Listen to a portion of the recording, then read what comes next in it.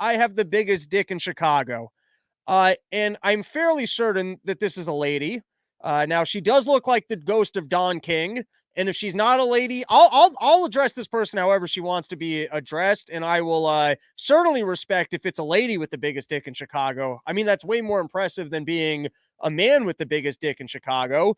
But the article does not make it very clear as to, well, what happened here that this person decided to stand up and pronounce the fact that they have the largest dick in Chicago. And so I was able to figure out it had something to do with Columbus Day and parades and the statue. And so here was one quote from the article where she says, "Get that fucking statue back here before noon tomorrow, or I'm going to have you fired." Which leaves you with questions. Where did the statue go? Who took it? Why is it so important? Did someone put some sort of like hex on the statue that if something happens to the statue, it's going to happen to you too? Is this some sort of voodoo statue? You got to keep it in your possession at all times, make sure nothing happens. Why are you so concerned with this Columbus statue? Then it turns out, looks like people, they want to go on this parade. They want to take the statue on the parade. I've never seen people take a statue on a parade. So like the Pope Mobile, you put it in the backseat of the convertible and you just show off the Columbus statue. Who are these people that want to take the statue on the parade? So here was the quote that got her in trouble. We'll read it directly. For those of you who, you can't handle this language, it's coming directly from the mayor. And while it's blurred out, I'm not going to blur out these words. So, you dick, what the fuck were you thinking? You make some kind of secret agreement with the Italians? What are you doing? You're out there measuring your dick with the Italians, seeing who's got the biggest dick.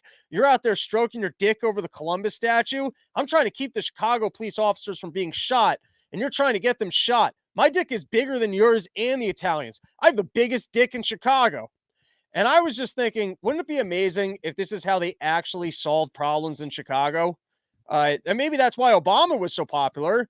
But like, you're standing at a school meeting and you're like, uh, who made a motion against my school budget increase? I'll take my dick out right now.